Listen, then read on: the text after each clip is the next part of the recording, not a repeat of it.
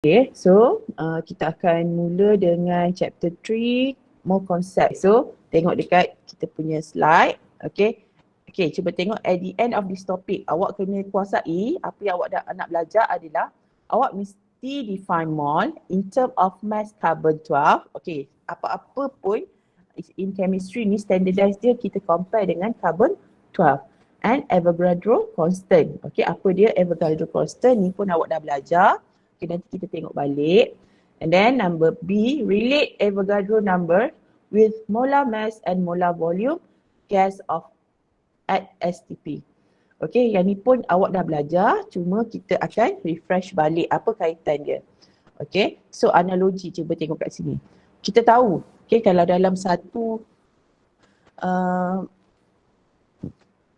dalam satu dozen ada 12 biji unit. Okay, kalau kat sini kita guna telur kan, dia ada 12 unit telur. Faham tak? Siapa faham? Siapa tak faham yang pasal dozen dengan telur ni? Ada yang tak faham tak? Satu dozen bersamaan dengan 12 telur ataupun setengah dozen bersamaan dengan 6 telur ataupun 6 unit barang. Ini kita punya analogi, telur dengan dozen. Okay, tapi cuba tengok kalau 3 dozen, okay, 3 dozen bermakna kita kena darab dengan 12 kan, 3 kali 12 tu. That's mean dia akan jadi 36 biji telur. Ini ibaratkan dia. Okay, cuba you tengok. Kalau 6.02 darab 10 kuasa 23 telur, berapa dozen? Cuba seseorang yang ada kalkulator, cuba bahagikan. 6.02 darab 10 kuasa 23 bahagikan dengan 12. You dapat berapa? Sejuta-juta ni. Berapa you dapat?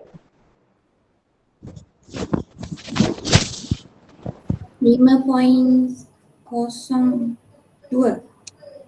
5.02 apa? Dosen darab 10 kuasa 22.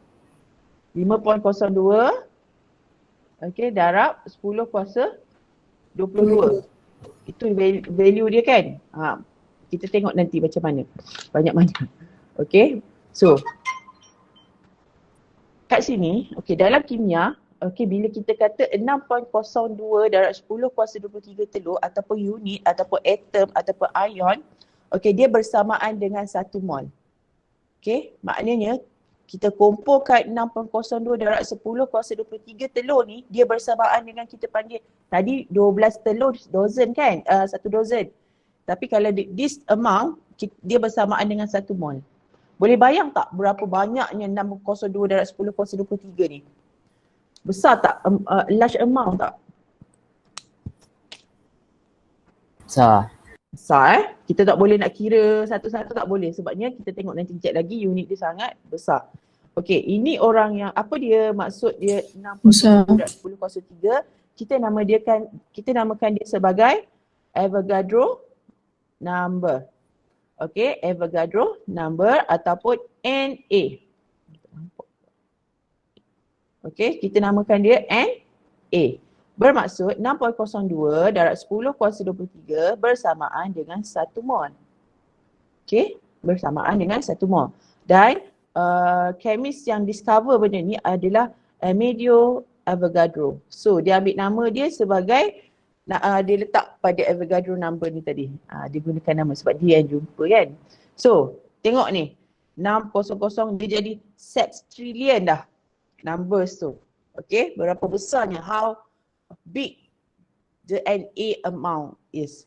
Okay, faham tak kat sini? Apa maksud, apa kaitan antara Avogadro number and dengan molar, mol. Sorry, bukan molar, mol. Okay, boleh? Boleh. Saya teruskan ya. Okay, cuba tengok boleh. mole concept.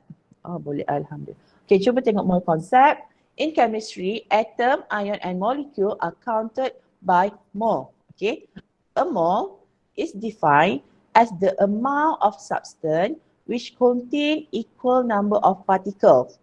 Okay, sama ada di atoms, molecule or ion as they are in 12 gram of carbon 12. Okay, kita relatively kita compare dengan carbon 12 lah.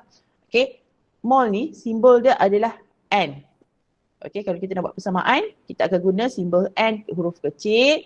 Okay, kat sini mass bahagi dengan molar mass. Okay, tadi kita compare dengan, okay, maksud dia, okay, number of substance ni yang mengandungi particles dia sebanyak, nanti kita tengok kat bawah, sebanyak nombor Avogadro tu dalam 12 gram karbon. Yang ni kita compare dengan atom carbon lah. Okay, tengok more konsep. Experimentally, 1 mole of carbon, okay, has a mass exactly 12 gram and contain 6.02 times 10 power 23 atom. Okay, the value of 6.02 times 10 power of 23 is known as Avogadro numbers or Na. Okay, the unit of Na is mole negative 1. Okay, senang cerita. Okay, saya simplify kat awak. Okay, 1 mole bersama dengan N dengan Na. Maksudnya bersamaan dengan 6.02 darab 10 kuasa 23 mol negatif 1. Okay, so faham tak? Dalam 1 mol apa-apalah, natrium ke, sodium, potasium ke, klorin ke. Okay, bila kita kata 1 mol, kuantiti zarah, atom dia mesti banyak ni. Faham? Faham? Setakat ni? Okay. So, ini, okay, apa yang kenapa kita, carbon ni as kita punya indicator kan, saya cakap, kita relatively relate dengan carbon. Kat sini, bermaksud, okay, 6.02 zarah carbon ni, 6.02 darab 10 kuasa 23, bersamaan dengan 12 gram dia, bersamaan dengan 1 mol dia. Bermaksud, 1 mol, okay, bersamaan dengan banyak ni, dan dia punya jisim adalah 12 gram carbon. Yang ni kita tengok pada GC molar dia yang ada dalam periodic table tu. Okay, cuba tengok example . Ini konsep, you kena faham konsep dia. Okay.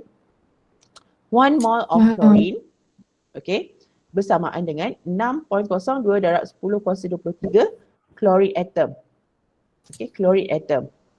Okay, ini kalau kita guna chlorine, atom chlorine. Okay, tapi kalau 1 mole chlorine yang mana dia dalam bentuk Cl2 yang lebih stable, okay, dia punya zarah molekul, tadi atom kan, ini molekul sama juga dengan 6.02 darab 10 kuasa 23. Siapa tak faham dua ni? Apa beza dua ni?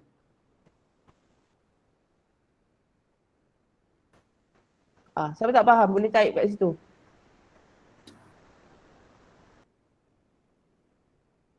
Semua boleh? Semua faham? Tapi sama je numbers dia. Apa beza dia? Klorin dengan Cl tu, Cl dengan Cl tu.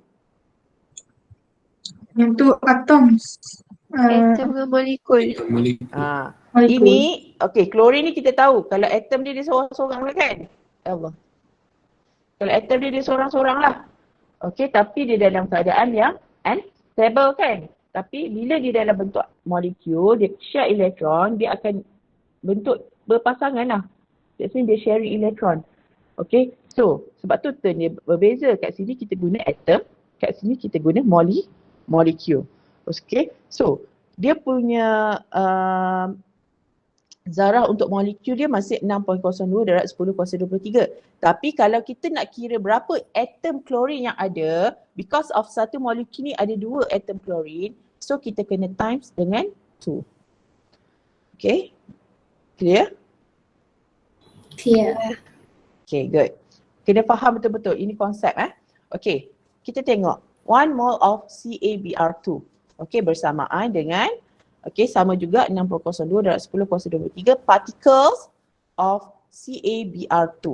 Okay, kita tahu CaBr2 ni dia punya formation daripada Ca2 plus dengan Br minus, right? Okay, kalau kat sini, you tengok daripada compound punya formula ni, bermaksud dalam CaBr2 ni ada 1 carbon dan 2 Br. Betul? Betul? Betul. Ion.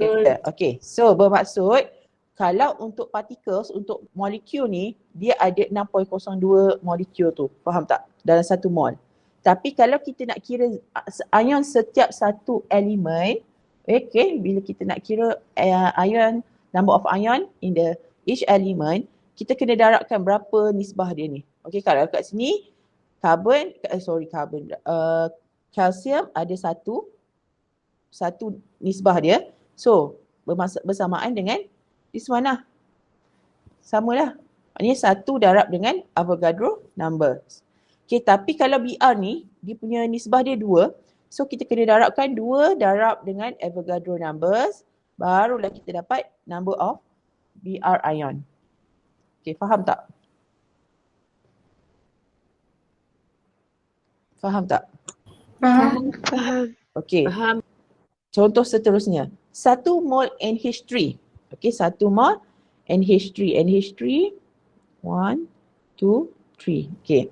So, untuk 1 mol NH3, dia punya particles dia sama dengan 6.02 darab 10 kuasa 23. Tapi kalau kita nak tahu setiap kuantiti elemen yang ada, ion atom yang ada dalam tu, kita kena darab dengan kita relatively boleh kira nisbah dia adalah, kalau yang ni 1 mol, okay, nitrogen pun dia akan dapat 1 mol. Hidrogen 1 kita kena darab dengan 3 sebab nisbah dia ada 3. So dia adalah 3 mol. Faham tak? Faham. Tak. Ulang semula. Macam mana? Okay, ini molekul untuk ammonia kan. Tadi kita yang atas ni kita compare dia dengan particles dia. Okay, tapi kalau kita compare daripada segi mol, okay, kalau kat sini ada 1 mol of ammonia, okay, kita tengok kat sini, ammonia ni NH3, that means 1 nitrogen, 3 hidrogen, betul tak? So kalau 1 mol, okay, dia punya nitrogen pun 1 mol lah sebab nisbah dia 1. Okay, tapi hidrogen dia ada 3, that means kita kena 1 mol ni tadi kita darabkan dengan 3, baru kita tahu dapat bilangan mol hidrogen tu. Hydrogen atom. Boleh? Boleh. Okay. So kalau yang dia tanya, kalau ada nisbah, so darab dengan Na. Depends pada soalan. Betul lah kena ada nisbah. Okay. Yang ni saya nak faham konsep mol. Okay, nanti kita pergi kepada pengiraan dia macam mana. Okay, so kita tengok pada molar mass. Tadi Na, okay, kita comparekan dengan Zara.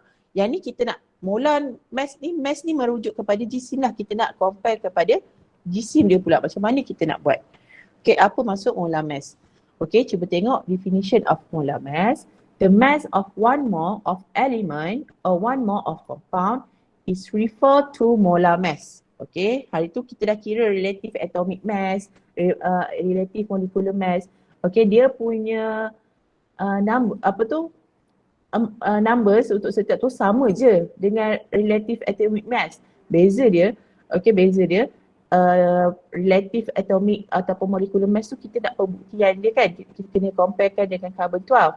Yang ni kita boleh ambil direct daripada periodic table. Kalau you tengok you punya yang beli buku, okay, ataupun yang tak beli buku pun saya dah bagi yang dekat Telegram tu, kat situ dah bagilah siap-siap list molar mass untuk setiap elemen. Okay, kat mana kita nak guna molar mass ni, nanti kita jumpa dalam topik ni lah. Okay, unit dia adalah gram mol negatif 1. Okay, and then the mass of 1 mole of an element or 1 mole of compound contains, okay, 6.02 times 10 kuasa 23. Ini sama yang kita compare dengan untuk carbon ni tadi.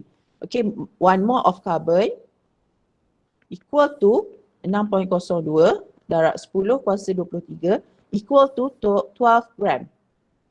Okay, 12 gram mole negative 1. Okay, mana dapat 12 ni? Okay, kita tengok kepada nuclear number ataupun average atomic mass dia yang dalam periodic table. Okay, so ini maksud dia. Okay, ini maksud dia.